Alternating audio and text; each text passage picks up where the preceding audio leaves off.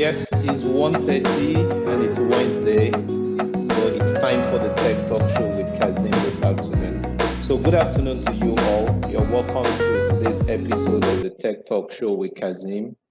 Today I've got my brother from another mother on the show with me, Samuel Erskine. Good afternoon, Samuel. Good afternoon, Kazim. Yeah, you're welcome on the Tech Talk Show this afternoon, Samuel. Thank you very much, and thanks for inviting me. Not just are we from another mother, we're from the same continent, and it's been a long time since I've seen you in person. When was that? In 2016? That was 2016 in Ghana, actually. Oh, wow, I do miss that weather. All right. So today's topic is going to be on tips for building a tech career. Tips for building a tech career. But first, let's get to know you a little bit, Samuel. Can you please tell us about you, Samuel, and then we delve right in. Yeah, sure. So I'm Samuel Erskine, or to my friends, Sam, in Europe, but in Ghana, it's Sammy. Sam Erskine, I've been living in the UK for uh, quite a long time, but I was actually brought up in Ghana, West Africa. I also went to school in Malta for a little bit, and I've been slowly progressing through my tech career. From wanting to be a doctor, I'm now head for head of cloud engagements for an organization. My previous role was a cloud solutions architect. But I'm sure we'll dive into some of my other roles later. But I'm based in the UK, and I currently focus on multi-cloud and enabling customers to drive their solutions into whatever cloud vendor is appropriate, but more importantly, something that gives them value. Okay. All right. Thank you for the nice introduction, Samuel. So the first question I would like to ask you, Samuel, is I know, or many of us know, that the path to a successful career in IT can sometimes be very challenging, right? So it comes with sometimes many challenges. So can you share your own experience? How has it been for you? How is the road, like for you personally, building your own IT career? Cool. I mean, it's a fantastic question. It's definitely not a road. It's probably, I'll say, more like sailing, right? So if you can imagine, it's like sailing from Africa to America or to the Caribbean. You set off knowing your destination, or you think you know your destination. And sometimes the sea can get a little rough, and you would dock somewhere and you don't plan to stay there for a while. Or you could just find a beautiful island and end up staying there, and that'll be a career. So to use myself as an example, my degree was microelectronics and computing. I liked real-time programming, but then when I graduated, there were no jobs available at the time because there was a recession. So I ended up retraining as a field service engineer, and have then been through multiple jobs to get here. So I wanted to do something meaningful. I thought at the beginning, but something I enjoyed.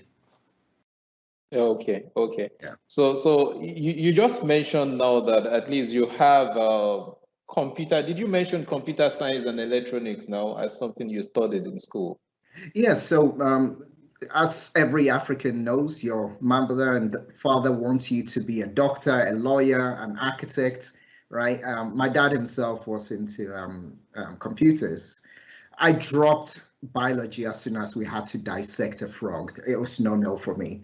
So I ended up doing microelectronics and computing. So it's half hardware electrical engineering and Oh, half programming. okay, okay. So do you think that for one to build a successful IT career, that one necessarily need to have an IT background, a background in computer science, for example, to be successful in IT? Absolutely not. And I would share that most of the people I've come across in my career, that are really fantastic, smart people. There were people with English majors, people that just dropped out of school, but then went into work and back in the day, they may have been the only person that knew about computers in their company, because remember that some startups don't start with a computer department. So all you need to do is to be logical, be interested, and once you decide to get into it, a very fantastic example I've got for you is I was talking to a group of school kids that were trying to pick their subjects for the next level. And I was like, well, if you're doing history and you enjoy it, it's fantastic. And I'm like, well, what do you mean? Because if you take analytical companies, history students have to do a lot of research. So actually, a good background in something that has a skill function that you can use within IT or ICS or whatever it is far more important than just having an IT degree. Because if you have that, right, you know how to use a hammer, but it doesn't teach you how to build a table or any of those things. But if you're a plumber or you've got, you know, some other skill that you understand all of it, all you need to do is transfer that skill into technology. Okay. So another question for you, Sam, is many people like to think that the IT industry is a get rich quick kind of field, you know, is a get rich quick kind of career. So how true is this? You know, do you just acquire an IT skill and you just start making money? You know, what's your take on this, Samuel? Well, I think we all want to have that. My take on it is definitely not unless you're lucky, right? So what I mean by that is it depends, okay? So if you get into IT and you've created this fantastic product, you know, even people like Facebook, Instagram, and all of that, like the background to Instagram is the guy I heard was he got rejected for various things, and he was on a beach with his girlfriend, and the girlfriend was taking pictures and put a filter, and he came up with Instagram, right? So he got into IT, right, and got rich really quickly. But that isn't what you would get. I mean, it's think about it more as an accumulation of wealth, right? Okay. That in terms of your career capital. Yeah. So if you manage to land a job as the first step, where they give you so much skill and experience, right? Yeah. That somebody else wants, then you could get rich quick. But it typically doesn't follow that path. Okay, so you're saying that just like most other career, you still need to build it over time. So it doesn't necessarily mean that people look at the IT guys and think, you know, oh, you know, you have to be an IT guy to just start making money overnight. Absolutely, definitely not. And I will share why. So I think I've authored about 8 books, either as the main author or as part of a team of authors. One of them was a book based on 2012, a Microsoft product that was 2012 Space, right? Okay. I thought writing books would make me rich, but guess what? They've now released 2019, and what I wrote about 2012 is irrelevant, and that's what the tech career is. So if you keep on updating your skills, what you don't lose is the experience, right? So an interesting story I had was there was an old engineer that got fired, and his company called him in. I'm going to compress it, right? And nobody could figure it out. And when he came in, he became rich instantly because he helped them to fix it. And we're like, well, how much is it going to cost? You see, I slipped in a little bit of the Nigerian dialogue right now for you. So he goes, well, marks a piece on the machinery with a chalk mark.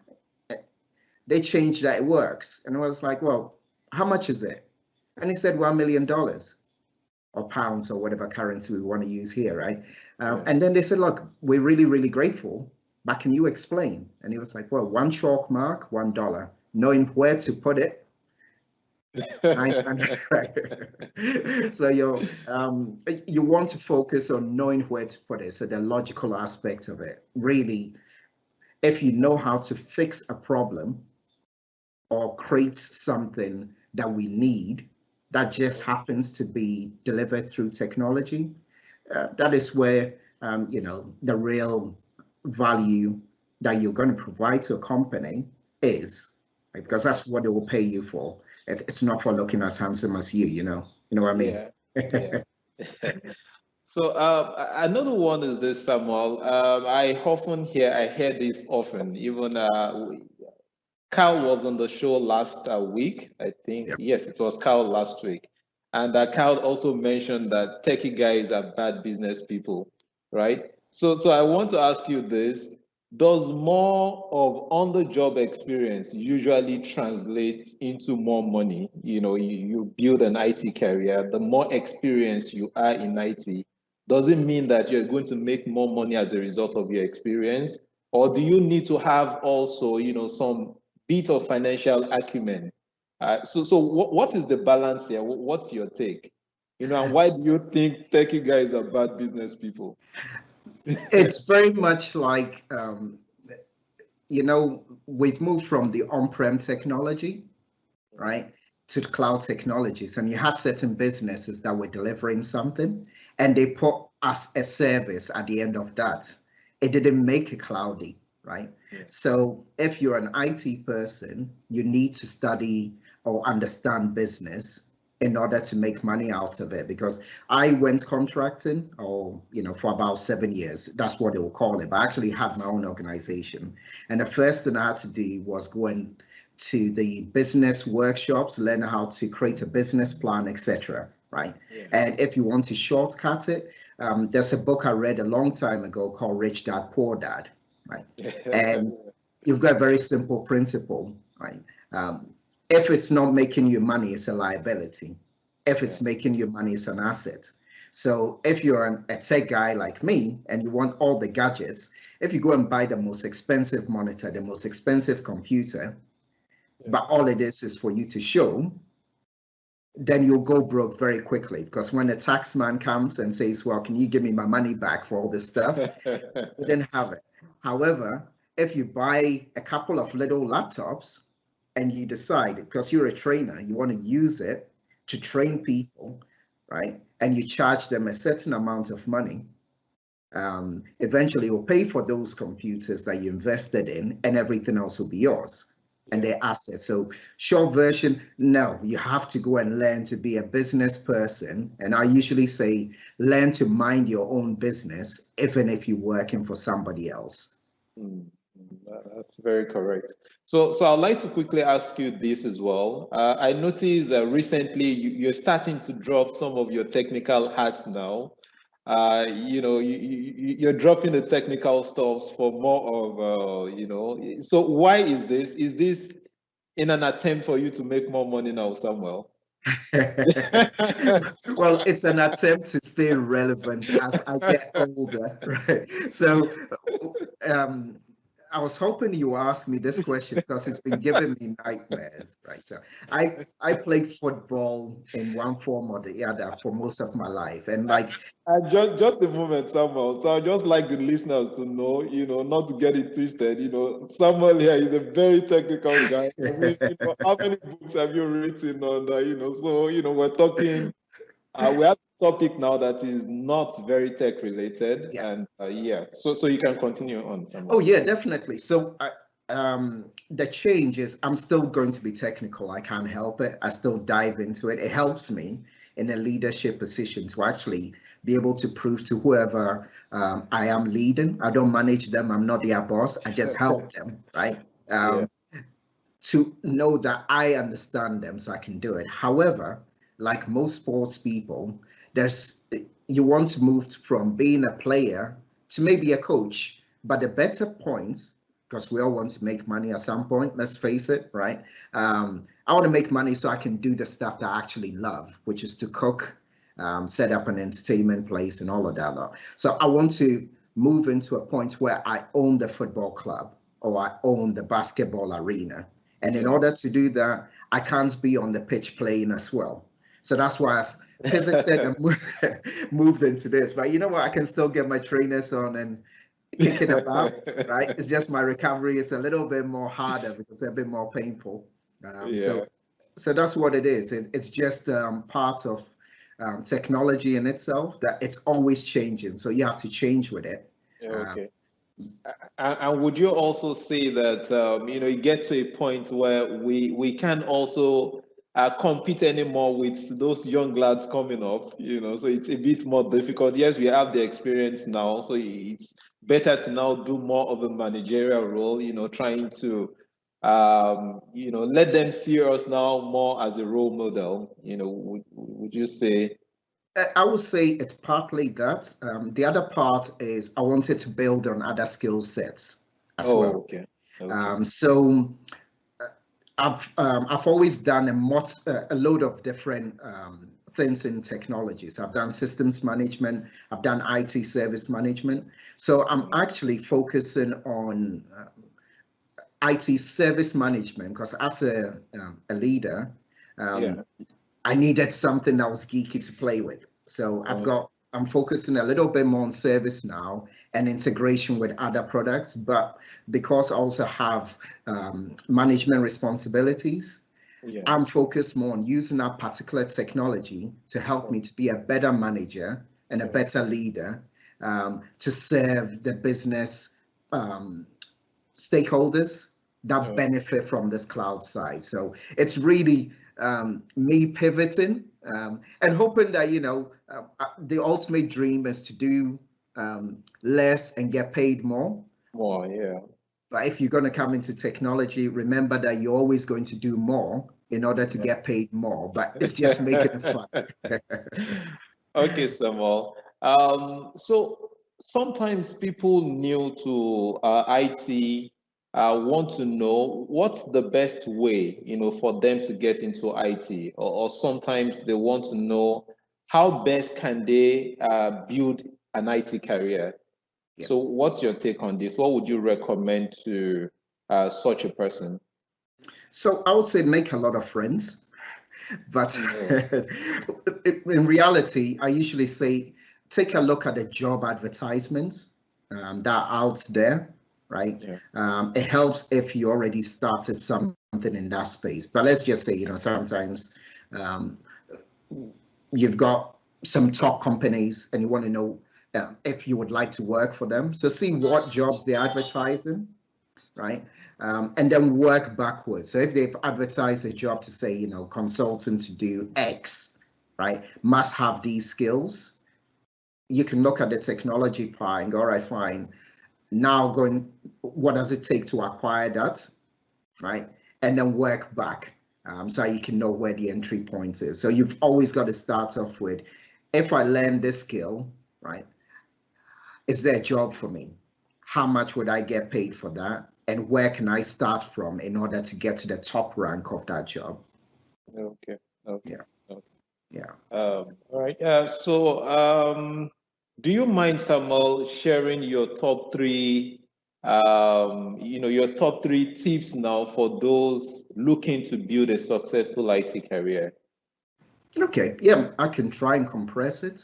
I'll say the top one is, remember that a job advertisement is a wish list. Okay, so don't ever be frightened about, well, I don't have all of these skills. So you need to know what is nice to have and what is definitely must have. And even with that, still apply anyway.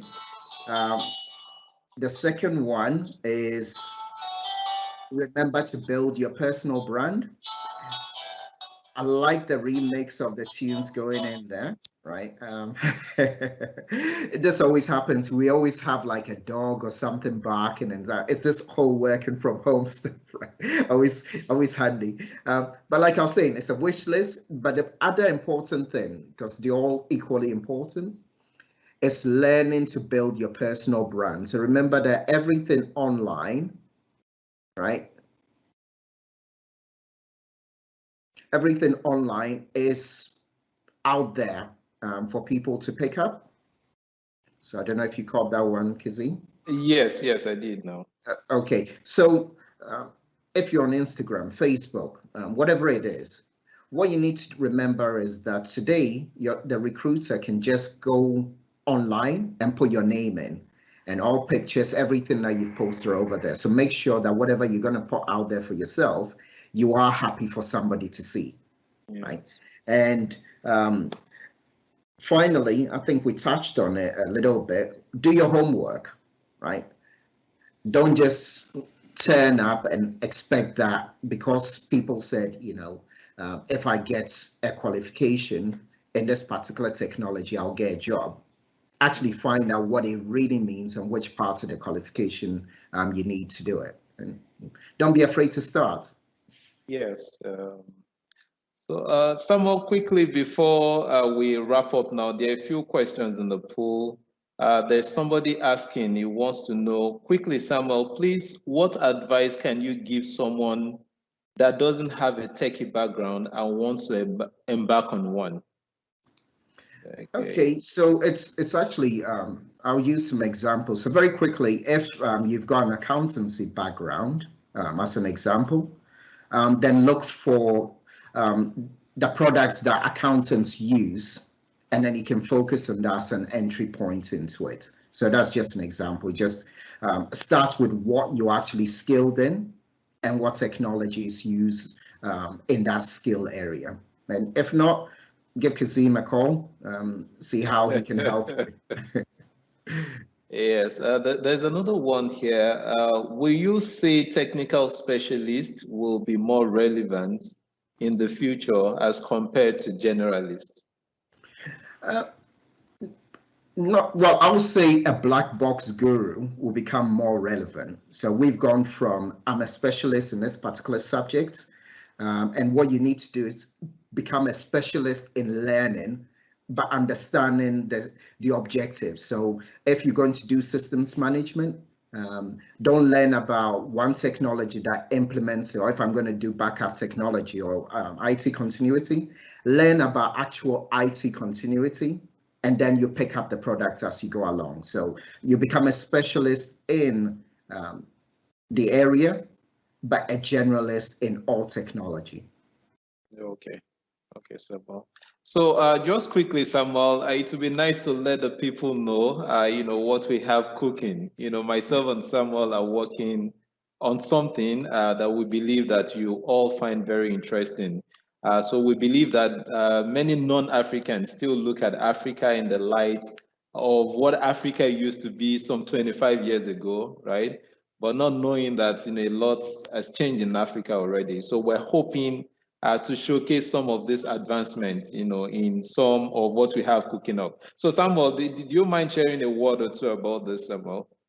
Oh, absolutely. And one of the things that inspired me listening to your previous shows was, wow, this is coming from Africa, right? There are so many podcasts out there, but people don't even know this is coming from. I'm like, look, Kazim, I want a piece of this.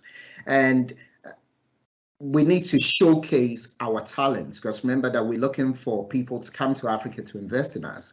But the knowledge is there. There are large companies that are doing amazing things. So we thought we'll flip the table and we'll start doing a show that actually starts to highlight what is actually going on. And in the past, it was the communication network that was the barrier. Yeah. They just didn't know we were that good. So I and Kazim are going to look at, focus on Africa, tech. So you don't need to ask me about what jobs can you get in London, what jobs can you get in America. They need to come to Africa to say, well, can you guys come and help us, because you're already there. People don't know about it. So we're going to come gold mining, cocoa mining. We're going to tap into that from a technology and, life perspective. We just discuss whatever is relevant at the time, right? So thank you very much, Samuel, for coming on the show today. But just before, I let you go, Samuel, there's one more question here. Yeah. Yes, somebody wants to know, what do you think is the easiest part of tech to get into? Oh, if I knew that. I think I'll answer it like my previous one. So look for entry-level jobs for technology. And if you attend virtual conferences, and see where the starting points are. So it's not an easy question to answer, because there isn't really an easy part to get into tech, because you could have an area that nobody knows about and you have basic skills in it. So we're talking about AI nowadays, blockchain, or some new companies come up with something. If you the first one that's gone in there. So as an example, we've got the 3 cloud providers today, say Google, AWS, and Amazon. Google, Microsoft. AWS, and Microsoft. Yeah. Some of them have been around longer than the others in certain spaces. So if you go out there and say, well, whose area is still growing, it might be the easiest point to get into because they still grow in that area. So that's what I mean. It's not an easy. I hope that helps whoever asked that question. Yes, and I also think too, in addition, that the interest also matters sometimes. If somebody already has, the person might be a business person and is looking to get into tech. Now there are some solutions that is out there now that one can leverage without even having to necessarily know how to do the coding thing. So it just makes life a little easier. So I think maybe interest, is one, and it boils down to interest. That's what I personally feel. Then you can build on it moving forward. Absolutely. And what I would also say is, I started blogging and speaking at events. So the other way is let them come to you. So if you're good in something, start to share it, right? Because it's your investment. And if you are sharing in a relevant place, that's another easy way to get a job, because you're already showing that you've got some experience there. You're demonstrating that you're willing to work hard by diving into the technology. So don't always go looking for them. Make it easy for them to find you. Yeah. And Samuel, did you mention anything about Black App? Black App? Yes, I think there's a picture sorry. there. It's Black Box Guru. Okay. So somebody was just asking that, please, Samuel, what do you mean when you say Black App Guru? Okay. It's a black box guru, but maybe I gave away my latest products. I don't even know, right? So, what I mean is, in the past, we were put in little boxes, right? It's like, well, this technology. But if you imagine that it's this unknown entity, you unpack it, and then it's like, yeah, I can learn it very quickly, right? So it's black box guru. So substitute app with box, or whatever you want, or whatever color you want to use. It's just that you have to know how to take something apart quickly and understand what it is, rather than reading a manual and knowing it inside out. Yeah. So Samuel, I'm really looking forward to our show together, coming up really soon. But for today on this show, this is how much time is going to permit us to take. So I'm going to ask you, Samuel, to share any last words from you before we call it a close on the show today.